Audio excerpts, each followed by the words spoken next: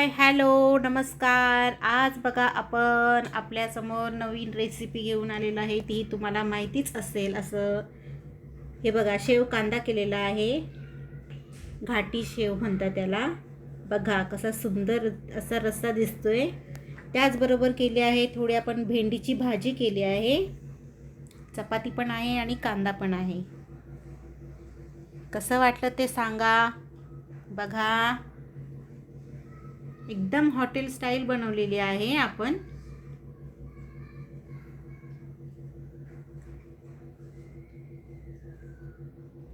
चॅनलला लाईक करा, सबस्क्राईब करा, शेअर करा